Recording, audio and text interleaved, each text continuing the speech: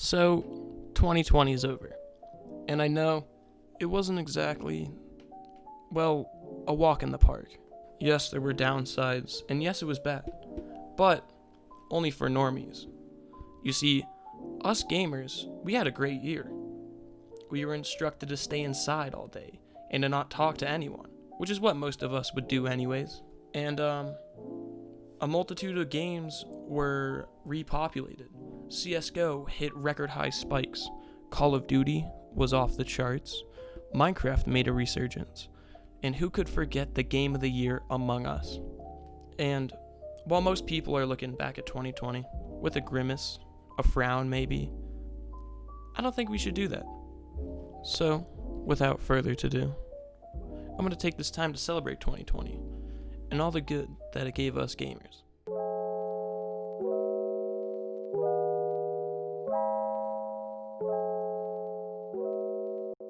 If you're a normie, you're probably sitting there thinking, man, what good could come out of 2020?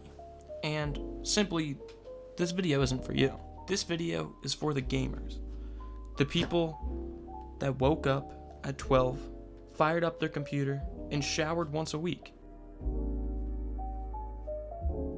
You know, January through March was pretty simple actually.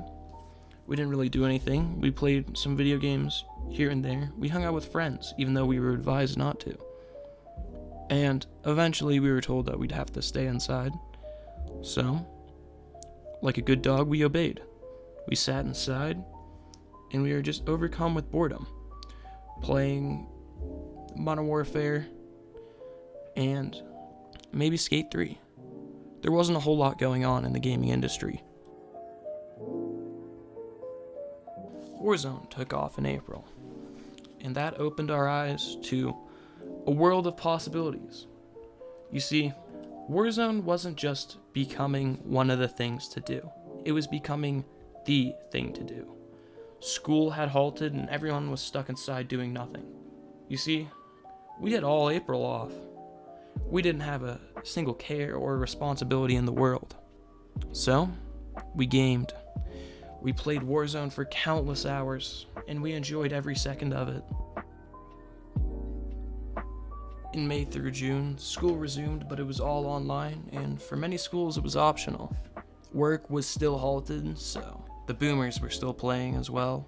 And while most of us were semi-attending school, opening up Zoom and firing up the Xbox, computer, or PlayStation, the normies were attending class. They were attending Zoom, taking notes, and even studying. You see, that's why 2020 kind of sucked for them, at least May through June, because they were actually attending school from home.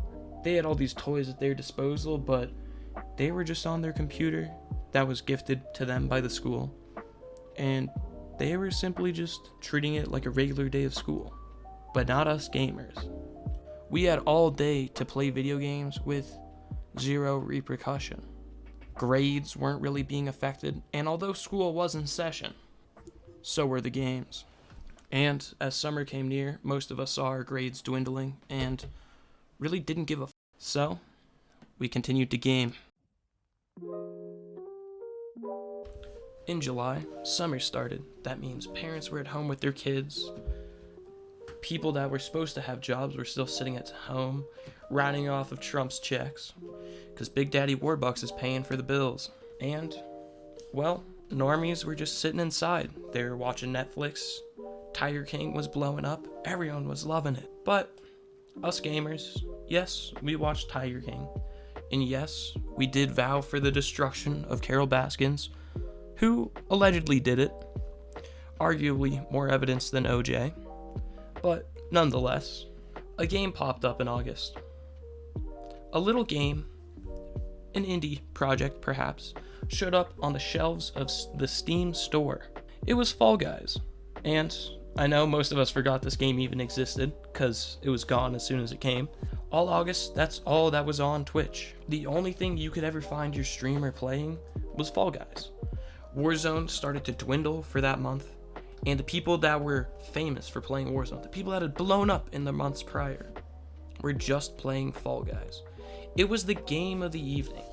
no one else would touch any other video game aside from Fall Guys. And can you blame them?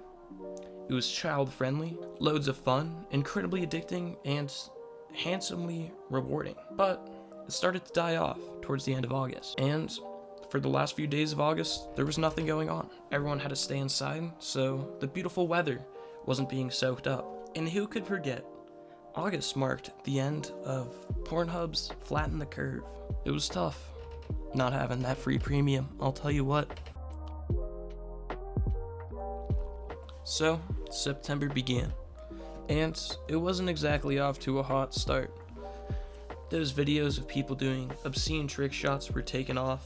Everyone was just in wow at how much time we had wasted through quarantine. Schools were trying to figure out what was going to happen and how we'd go back to in-person or online class. Nothing was really being done.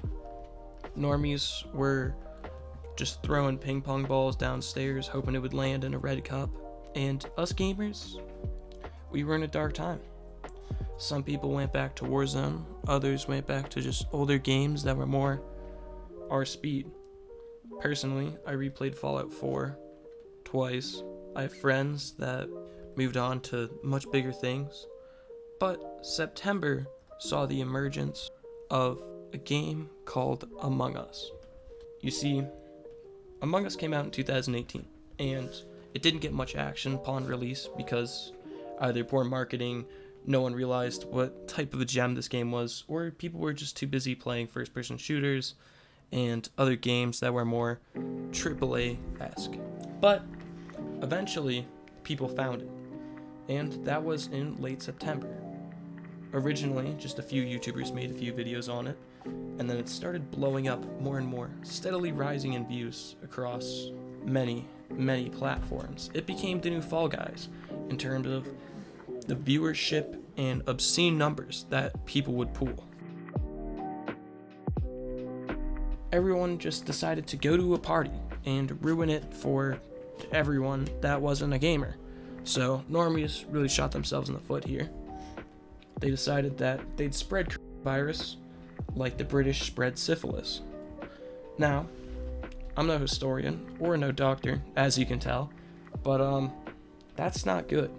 So, another spike happened in the Rona cases. Everyone was advised to stay inside and not do anything. Lockdown had resumed, and it was tougher than ever. But that wasn't all that bad. You see, Among Us was so popular that towards the end of October, it was starting to get recognition from everyone on every sort of video game platform.